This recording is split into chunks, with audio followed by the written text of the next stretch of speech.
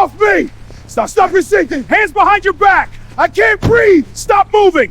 What would you do if the man you shoved against a car, mocked, and locked in a cell last night was the same man staring down at you from a judge's bench the next morning? For two cops sitting in a silent courtroom, that question became reality the moment the judge lifted his eyes and recognized them.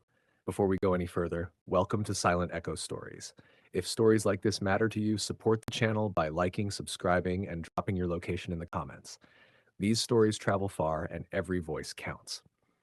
Marcus Hill lived a quiet life by choice. In public, he kept things simple.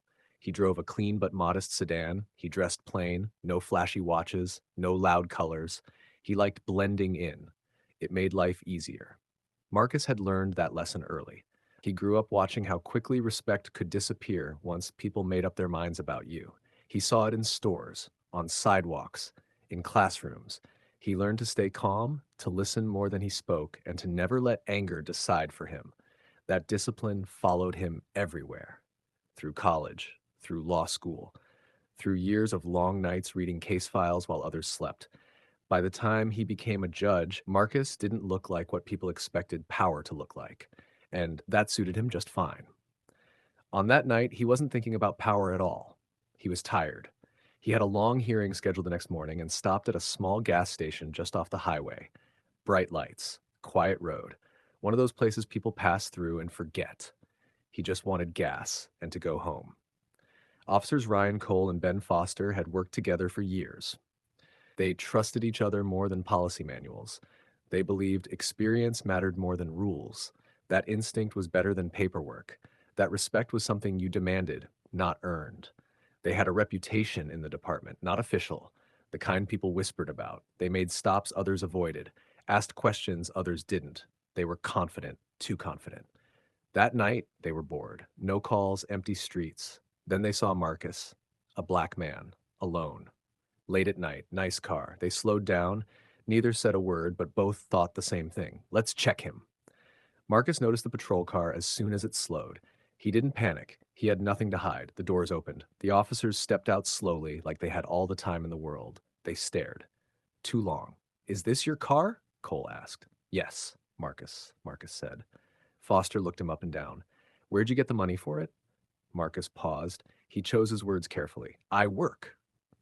The officers exchanged a look and smiled.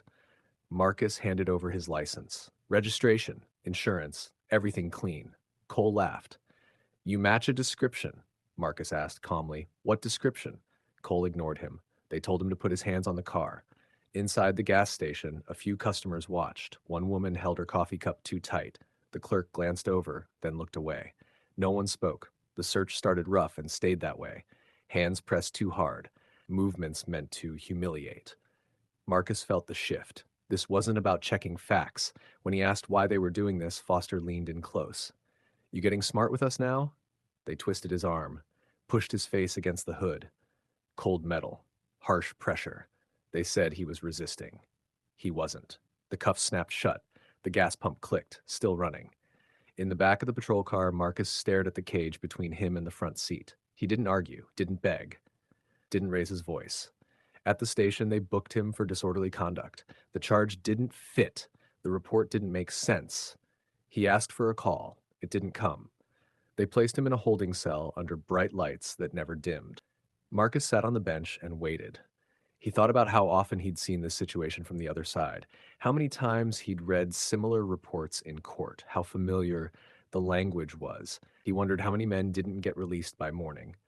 Before sunrise, a guard opened the cell. You're free to go. No apology, no explanation, just paperwork and silence. Marcus walked outside into the early light, adjusted his jacket, and headed home. He showered, changed clothes, put on a suit. He had court. Officers Cole and Foster sat in the courtroom later that morning. Relaxed, joking. Cole smirked. Bet that guy won't forget last night. Foster laughed. Yeah, some people need reminding. The bailiff stood. All rise.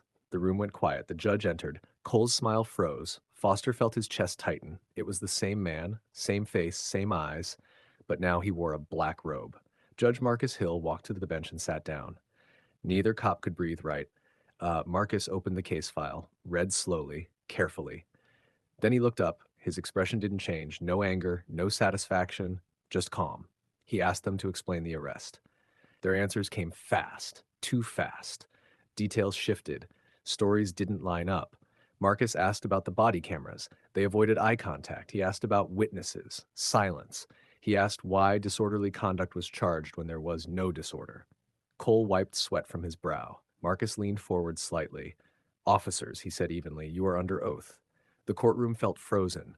Marcus dismissed the charge against himself, on record. Then he ordered a full internal review. Before striking the gavel, he spoke once more. You had power last night, he said. Today you answer to the truth.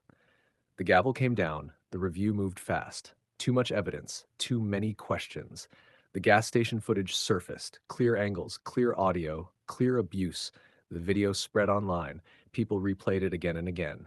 Internal Affairs stepped in. Cole was suspended first. Foster followed. The department issued statements. Careful words. No excuses. Cole resigned before the final hearing. Foster was fired. Their names followed them. Job interviews ended quickly. Reputations vanished. No dramatic arrest. No shouting crowds. Just consequences that didn't go away. Judge Marcus Hill never spoke publicly about the case. He didn't have to. The footage spoke. The record spoke. The lesson was simple. Power without restraint becomes abuse. And the people you underestimate may already be standing above you. You just don't see it yet. The scariest part wasn't that they arrested the wrong man. It was how easy it was for them, how normal it felt. Until the morning after. If this story made you pause, think, or feel something real, subscribe and stay connected with Silent Echo Stories. Share where you're watching from and let us know what stood out to you.